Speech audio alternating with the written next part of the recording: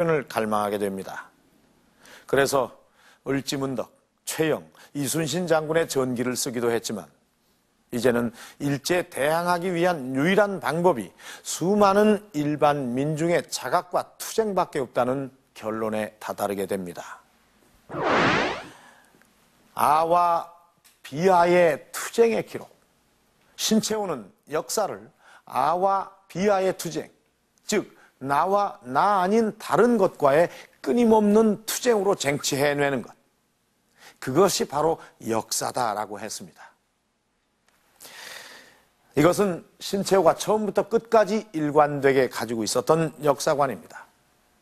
수많은 논설과 역사서 그리고 선언문으로 독립심을 부추겼던 그는 드디어 1928년 실천적인 행동가로 독립운동의 전면에 나서게 됩니다. 조선혁명 선언에서 이미 밝혔듯이 무정부주의자로 변신한 신채호는 적극적인 투쟁 방법을 실천에 옮기게 된다. 그는 왜 무정부주의를 선택할 수밖에 없었을까?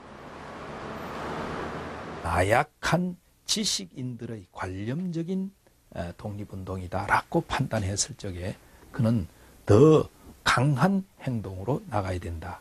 그래서 조선혁명선언을 쓰고 그 혁명선언에서 그 민중을 강조한, 민중해방을 강조한 그런 이념을 실천적으로 내세우기 위해서 소위 무정부운동에 나선다고 할 수 있습니다.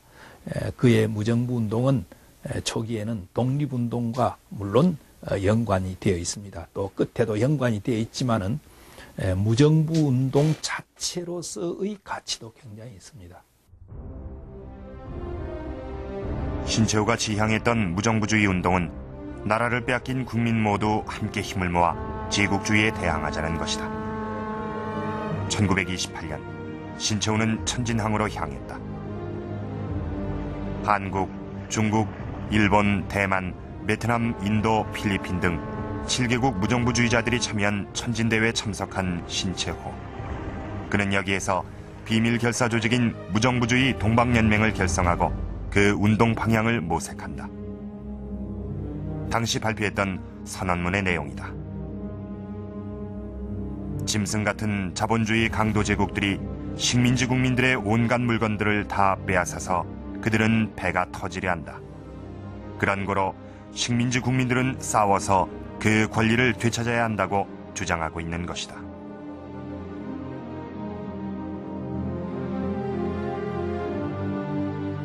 천진대회에서는 이제 보면은 북경교회에다가 폭탄 공장을 만들어가지고 이제 테러 활동을 하던 얘기입니다. 각국으로 이제 테러단을 보내서 뭐 고관을 암살한다든지 각 기관들을 파괴를 한다든지 그런 이제 활동도 하기로 하고, 그래서 이제 독일인과 러시아인 그 폭탄 기술자를 초빙해서 그 기술도 전수받기로 하고, 그래서 이제 또 그리고 기관 잡지도 발행해서 아나키즘을 선전도 하기도 하고, 그렇게 결정을 하고 그것을 이제 그런 사업을 하는데 필요한 자금을 확보해야 되지 않습니까? 활동 자금을 마련하기 위해 단체는 직접 행동에 나선다. 당시 뜻을 같이 했던 북경 우체국에 근무하는 대만 사람 임병문과 함께 각국의 위조어음을 이용해 막대한 자금을 만들기로 한다. 계획은 액면 6만 4천 원의 외국어음 200매를 위조해 일본, 대만, 조선 등의 우체국에 발송하고 현지에서 다시 찾는 것이었다.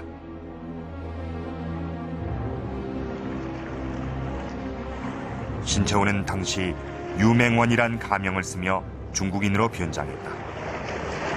1928년 5월 8일 신채호는 돈을 찾기 위해 일본 고베를 거쳐 대만행 배에 올랐다.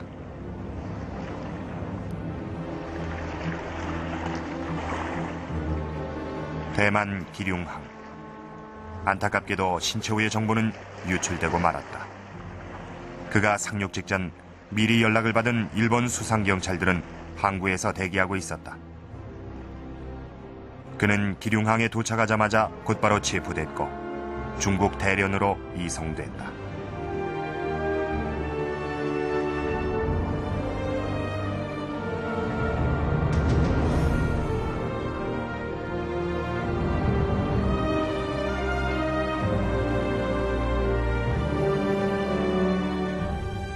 신채호는 여순 감옥에 투옥됐다. 이곳은 수많은 독립투사들이 옥살이를 한 역사의 현장이다.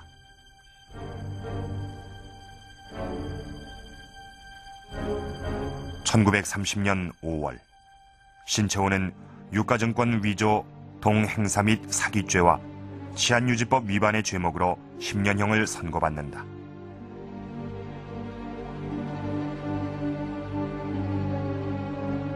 수감 당시 신채호의 얼굴은 언제나 그랬듯이 당당했다.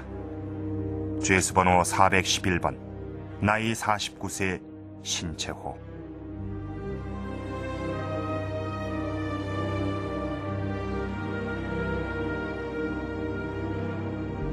수감 생활 중 병을 얻었던 신채호에게 일제는 병보석을 제안한다. 그러나 그는 이에 응하지 않았다. 일본 사람들 생각에는 그 감옥에서 돌아가시고 이러면은 세계 여론이 안 좋고 이러니까 그 당신을 보호할 사람만 있으면 저 병보석으로 내보내 주겠다. 그런데 실제로 또 보호할 사람도 나왔어요. 나왔는데 우리 아버님이 내가 그 민족을 반역을 하고 그런 사람의 저 부호에 내 목숨을 갖다가 좀 구걸하고 싶은 생각이 없다. 그를 도와줄 사람은 일제의 앞잡이. 대의와 지조를 무엇보다 중요하게 여겼던 단제는 죽음을 앞에 두고도 그의 뜻을 굽히지 않았던 것이다. 단제가 수감된 뒤 그가 전에 썼던 글들은 동아일보와 조선일보를 통해 국내에서 연재되기 시작했다. 기자를 통해 자신의 글이 연재되고 있음을 전해들은 신채호는 그가 쓴 역사서들은 수정할 곳이 많아 아직 빛을 볼 때가 아니라고 했다. 추록 후 손을 봐서 발표할 의사를 밝혔던 것이다. 미완성의 역사서. 그것이 지금의 조선 상고사와 조선 상고문화사다. 역사만이 희망이었던 신채호. 그는 수감 생활 동안 노역에 동원되면서도 틈틈이 한 10분씩 쉬는 시간도 아끼며 책을 읽었다. 면회온 조선일보 기자에게 책을 들여보내줄 것을 부탁했던 그가 읽길 원했던 책은 대부분 역사서들이었다. 신채호는 책을 읽으며 무슨 생각을 했을까? 벽초 홍명희에게 보낸 편지에서 그는 대가야국 천국고, 정인원공 약전 두 가지 역사책의 구상을 이미 끝냈다고 적고 있다. 죽는 그 순간까지 역사에 몰두했던 신채호. 역사는 그에게 신앙과도 같은 것이었다. 우리 힘으로 자주 독립을, 조국과 민족을 다시 찾으려면은 가장 필요한 것은 단제 선생에 의하면 애국심이라고 봤어요. 이 애국심을 배양하는 데는 역사가 최선의 방법이라고 봤습니다. 국민들에게 남녀 노소를 가리지 않고 빈부귀천을 가리지 않고